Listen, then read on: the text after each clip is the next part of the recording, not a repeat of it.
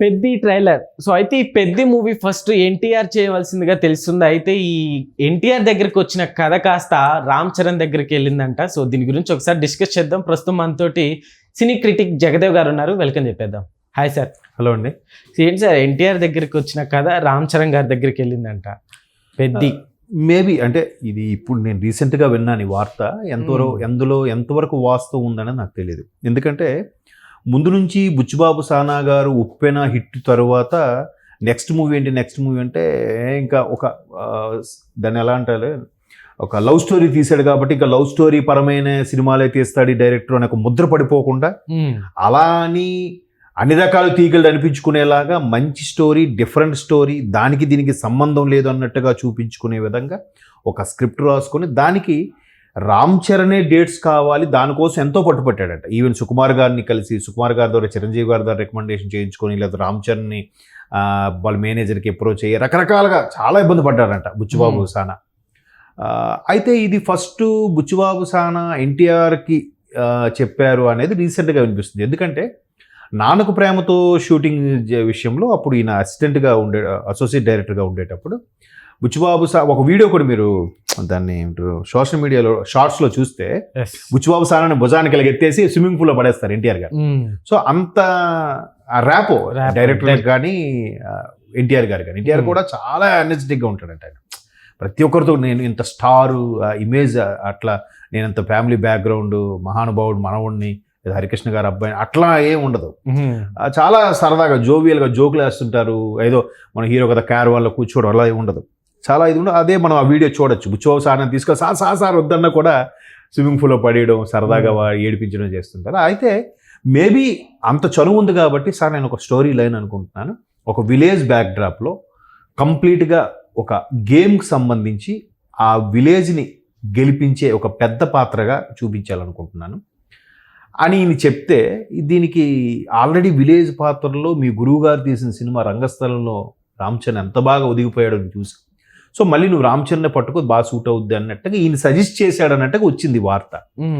కానీ నేను విన్నది ఫిల్మ్ నగర్లో వర్గాల సమాచారం ప్రకారం నాకు అర్థమైంది ఏంటంటే, అసలు దీన్ని స్టోరీ లైన్ అనుకున్నదే రామ్ చరణ్ మైండ్లో పెట్టుకునే రాసుకున్నాడంట. ఓకే, మేబీ ఎన్టీఆర్ గారికి చెప్పినప్పుడు సార్ ఇది రామ్ చరణ్ గారు అనుకుంటున్నాను, ఓకేనా ఏంటి అని అడుగుంటారు. దాన్ని ఎవరో విన్నవాళ్ళు ఇట్లా పోర్ట్రే చేసి ఉండొచ్చు. బట్ బుచ్చిబాబు సానా గారు మొదటి నుంచి కూడా రామ్ చరణ్ గారు ఎప్పుడు డేట్స్ దొరికితే అప్పుడే స్టార్ట్ చేస్తా, అంతవరకు నేను ఇలాగే ఉంటా అని చెప్పాడు. నేను ఇంకే సినిమా నీకు ఇదే సినిమాకి వర్క్ చేయను, రామ్ చరణ్ గారు డేట్స్ ఇస్తే ఆ సినిమాకి వర్క్ చేస్తా, లేకపోతే చేయను అని చెప్పాడంట. అంటే ఆ కథ మీద ఉండే నమ్మకము, కాన్ఫిడెన్స్ అనమాట. ఖచ్చితంగా ఇది రామ్ చరణ్ అయితేనే జనాల్లోకి వెళ్తుంది, రామ్ చరణ్ అయితేనే దాన్ని సాటిస్ఫై చేయగలుగుతారు.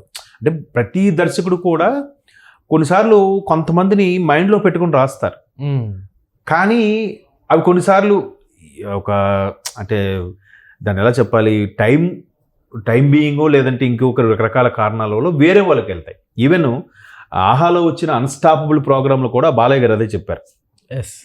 అదేంటది బిమ్లా నాయక్ సినిమా ఫస్ట్ బాలయ్య గారి దగ్గరికి వెళ్ళిందంట. అది వెళ్తే అందులో చెప్పారు కదా, తర్వాత ఇది నేను కాదు, ఈ ఇందులో ఉన్న షేడ్స్కి అక్కడ విలన్ అనే ఒక ఎంపీ కొడుకో ఎవడు వాడితో పెట్టుకునే విధంగా మాసులకు కావాలంటే ఇది పవన్ కళ్యాణ్ అయితే ఆ స్టార్డమ్ మీద సినిమా బాగా ఇది అవుతుందని చెప్పి పవన్ కళ్యాణ్ దగ్గరికి వెళ్ళమని చెప్పి బాలయ్య గారే చెప్పారట.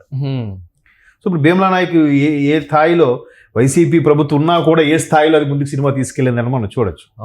సో అట్లాగా అటు కొన్ని సందర్భాల్లో మళ్ళీ వేరేగా ఉంటాయి. ఇప్పుడు ఈడేట్ సినిమా పూరి జగన్నాథ్ గారు యాక్చువల్గా హీరో సుమంత్ ఉన్నారు కదా, మన నాగార్జున గారు మేనలేడు, ఆయన మైండ్లో పెట్టుకుని రాశారంట. కానీ అప్పుడు మరి ఆయన బిజీ అయిపోవడం వల్ల, డేట్స్ కుదరడం వల్ల ఇంకా రవితేజ గారు తీశారు. Raviteja కెరియర్లోనే biggest black buster. ఒక చిరంజీవి గారికి ఒక ఖైదీయాలగో రవితేజ గారికి ఒక ఈడియట్ అలాగా టర్నింగ్ పాయింట్ అయిపోయింది. సో అట్లా అంటే ఒక్కొక్కసారి అది యాదృచ్ఛికమో లేకపోతే అలా జరుగుతుందో చెప్పలేము. సో అట్లాగే ఈయన ఎన్టీఆర్ గారికి కథ వినిపిస్తే ఎన్టీఆర్ గారు నేను చేయను, ఇది చెర్రీకి అయితే బాగుంటుందని సజెస్ట్ చేశారంట. మేబీ చెర్రీ ఎన్టీఆర్ ఎంత బెస్ట్ ఫ్రెండ్సో మనం RRR నుంచి కూడా చూసాం. అంతకుముందు కూడా ఆయన చాలా సందర్భాల్లో చెప్పారు, చెర్రీ బర్త్డే రోజే ఎన్టీఆర్ గారి మిస్సెస్ బర్త్డేనో ఏదో సంథింగ్, రెండు ఒకే రోజు పక్కపక్క రోజులో సంథింగ్ అట్లా ఉంది. అందుకు పాపం తనతో ఎప్పుడు ఎన్టీఆర్ గారు స్పెండ్ చేయాలనుకున్నా కూడా రామ్ చరణ్ వెళ్ళి కార్ వేసుకుని వెళ్ళిపోయి ఎన్టీఆర్ తీసుకుని వెళ్ళిపోతారంట. అంటే అంత క్లోజ్గా ఉండే ఫ్రెండ్స్ వాళ్ళు బయటి ప్రపంచంలో.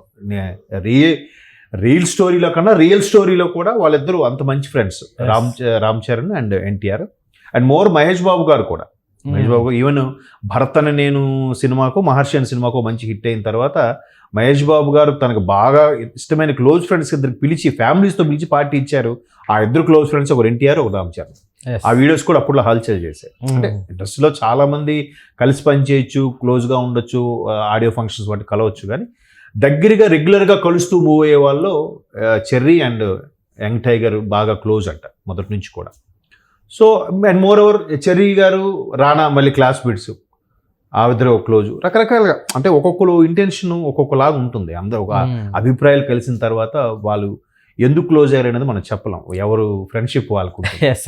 సో అట్లాగా బుచ్చిబాబు సానా మేబీ ఎన్టీఆర్ గారికి కథ వినిపిస్తే ఎన్టీఆర్ గారు సజెస్ట్ చేశారా, లేదా ఎన్టీఆర్ గారు సార్ మీరు చేస్తే బాగుంటుంది అని చెప్పినప్పుడు లేదు ఇది రామ్ చరణ్కే బాగుంటుందని చెప్పి సజెస్ట్ చేశారు తెలియదు. కానీ మొత్తం మీద విజయనగరం జిల్లాలో రాంభద్రపురం అనే ఒక ఊరు ఉంటుంది. ఆ విలేజ్ కాదు, కొంచెం బెటర్గా ఉండే టౌనే.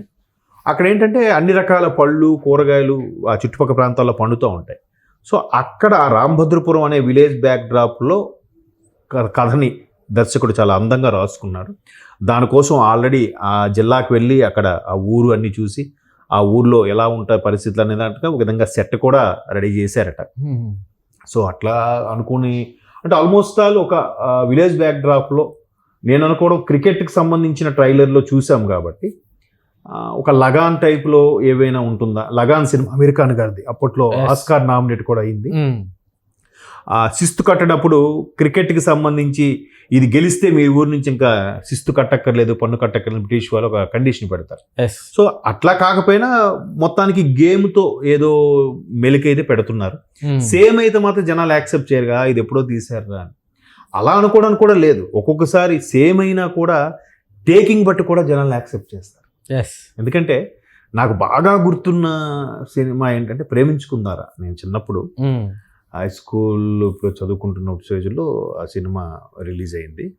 అసలు రెగ్యులర్ రొటీన్ స్టోరీయే, కానీ దర్శకుడు తీసే విధానం వల్ల జనాలకి బాగా ఎక్కేసింది. ఎందుకంటే ఎప్పటికీ లవ్ స్టోరీలు చాలా వస్తున్నాయి. ఉప్పెన కూడా ఒక డిఫరెంట్ లవ్ స్టోరీ బుచ్చిబాబు సానా చేయడంలో.